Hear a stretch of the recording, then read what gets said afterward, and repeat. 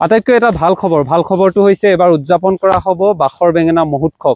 আপোনালোকে নিশ্চয় শুনিছে ঐতিহাসিক আৰু বহু ৰহস্য থকা বাখৰ বেঙেনা গছজোপাৰ বিষয়ে। আৰু সেই গছজোপাৰ বিশেষত্ব এইটো কাৰণে আছে কাৰণ 600 বছৰ ধৰি এতিয়াও জীয়াই আছে, অক্ষত অৱস্থাত আছে। গছজোপাৰ ইতিহাস বহু আছে, যি ইতিহাসৰ বিষয়ে আমি হয়তো আপোনালোকক দুনাই নকলেও হ'ব। ডিচেম্বৰ জানুৱাৰী মাহৰ সময়খিনিত বনভোজৰ বাবে এই ঠাইখিনিলৈ অসমৰ বিভিন্ন প্ৰান্তৰ পৰা লোকসকল আহে, লোকে লোকাৰণ্য হৈ পৰে আৰু তেওঁলোকে ইয়াত বনভোজ খোৱাৰ লগতে বাখৰ বেঙেনাৰ যি ইতিহাস সেই ইতিহাসৰ বিষয়ে জানিবলৈ চেষ্টা কৰে, গছজোপাক পৰ্যবেক্ষণ কৰে।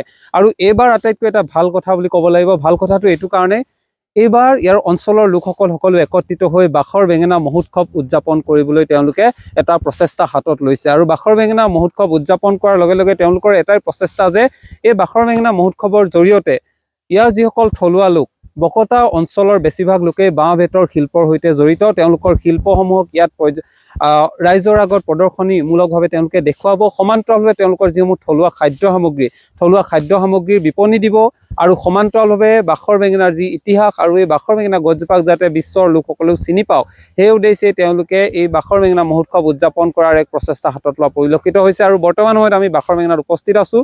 ডিচেম্বৰৰ 31 তাৰিখ 2025 চনৰ আৰু 2026 চনৰ জানুৱাৰী মাহৰ 1 তাৰিখ আৰু 2 তাৰিখ 3 দিনীয়াকৈ অতি উলহ মালহেৰে উদযাপন কৰিব বাখৰ বেঙেনা মহোৎসৱ। আমি সকলোকে আমন্ত্ৰণ জনাইছোঁ আৰু সকলো আহক, ঐতিহাসিক যি ৰহস্যময় বাখৰ বেঙেনা গছ, এই গছজোপা আপোনালোকে পৰ্যবেক্ষণ কৰক, সমান্তৰালভাৱে গছজোপাৰ ইতিহাসৰ বিষয়ে জানিবলৈ চেষ্টা কৰক আৰু এই ঠাইখিনিৰ যি সৌন্দৰ্য, প্ৰাকৃতিক যি সৌন্দৰ্য, এই সৌন্দৰ্য উপভোগ কৰাৰ লগতে ইয়াৰ খাদ্য সম্ভাৰৰ লগতে ইয়াৰ যি শিল্পকলা, সেই শিল্পকলাৰ সৈতে আপোনালোক একত্ৰিত হ'ব বুলি আমি আশা কৰিলোঁ। ধন্যবাদ। আমি এইবাৰ প্ৰথমে আমি বাখৰ বেঙেনা পাতি পেলাই আয়োজন কৰিছোঁ। 3 দিনীয়া কাৰ্যসূচী 31 ডিচেম্বৰ আৰু 1 আৰু 2। তাতে থাকিব আপোনাৰ খাদ্য মেলা আৰু নিজৰ মেলা, লগতে থাকিব বাঁহ শিল্পৰ এইবিলাক প্ৰদৰ্শনী অনুষ্ঠান। 3 দিনীয়া কাৰ্যসূচী গোটেই আমি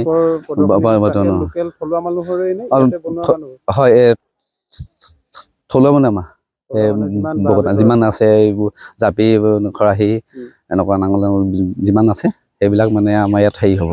আৰু খাদ্য থাকিব আপোনাৰ মাংস পোৱা থাকিব, তাৰপৰা চাইমত এনেকৈ সাঁজ, লাও পানী আৰু ৰহি সকলো থাকিব।